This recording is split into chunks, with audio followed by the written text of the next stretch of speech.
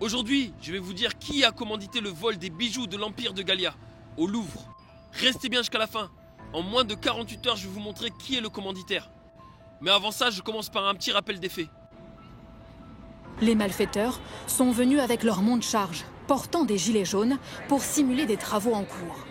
Ce matin, aux alentours de 9h30, 3 ou 4 hommes arrivent à scooter et stationnent près du musée, côté Seine. Une fois arrivés au premier étage, ils découpent une vitre à l'aide de cette disqueuse et pénètrent dans la galerie d'Apollon. Leur but, ce que le musée a de plus précieux, les diamants de la couronne. Des pièces uniques de la collection de Napoléon, ainsi que celles de l'impératrice. Broches, diadèmes, colliers. Entre 5 et 10 pièces volées, selon nos informations. Et en fait, comme avec la cathédrale Notre-Dame, il y a eu une défaillance au niveau de la sécurité. Écoutez donc ce qui suit. 24 heures après le cambriolage spectaculaire, les enquêteurs tentent encore de comprendre comment le système de sécurité du Louvre a failli. Comment ces 4 hommes ont-ils réussi à voler en seulement 7 minutes en plein jour des joyaux de la couronne de France? Hier pourtant, plusieurs gardiens étaient postés dans la galerie Apollon pour la surveiller. Les fenêtres sont dotées d'un système d'alarme. Au moindre choc, elles alertent le poste de commandement qui scrute les caméras. Mais ont-elles sonné dans la galerie? Dans un musée comme le Louvre, normalement, une fenêtre cassée doit émettre un signal. C'est-à-dire que vous devez avoir une alarme qui va être envoyée via votre superviseur et donc sur le PC sécurité, et vous devez avoir exactement la zone où ça se passe et vous pouvez intervenir. Donc, comme vous explique l'expert dans la sécurité au Louvre, une alarme aurait dû sonner au niveau des fenêtres. Mais elle n'a pas sonné. Pour quelle raison? Didier Rickner, vous avez une information sur ce qui a pu se passer ce matin? Alors, j'ai une information qui est certaine. J'ai les éléments.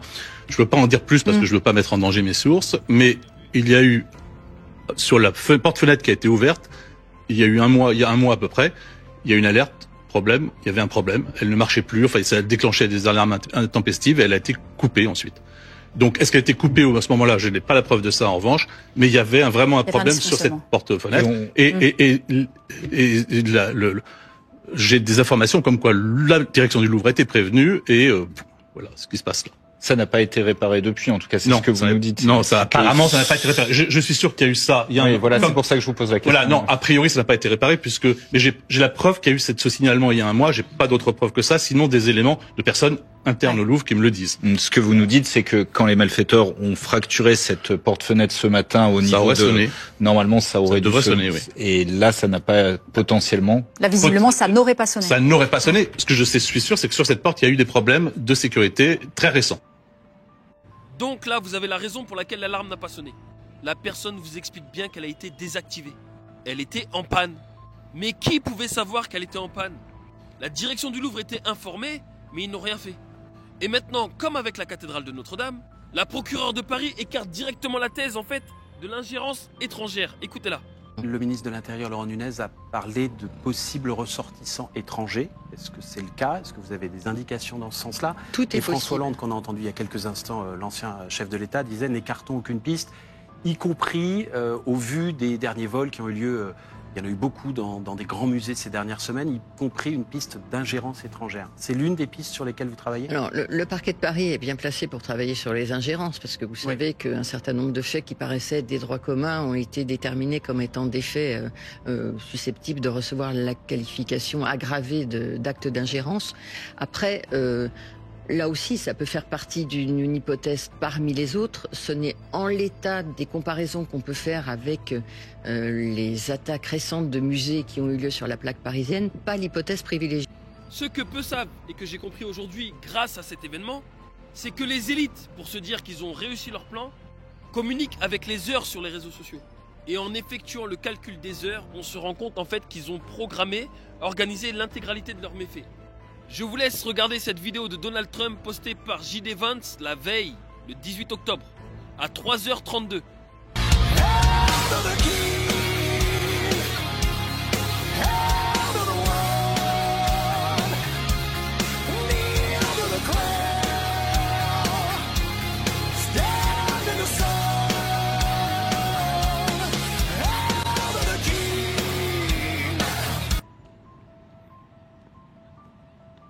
Maintenant, analysons correctement ce post. Est-ce que vous avez pu constater que lui, il l'a reposté le 19 octobre, après que les faits aient été commis, à 3h34. Soit si vous faites l'addition entre 3h32 et 3h34, ça donne combien? 666. Et vous le voyez bien, il se présente en tant qu'un empereur, avec une cape, l'épée de l'empereur. Mais l'empereur de qui? De où? De Gallia. Parce que Napoléon, comme je vous ai montré sur les pièces, était empereur de Gallia.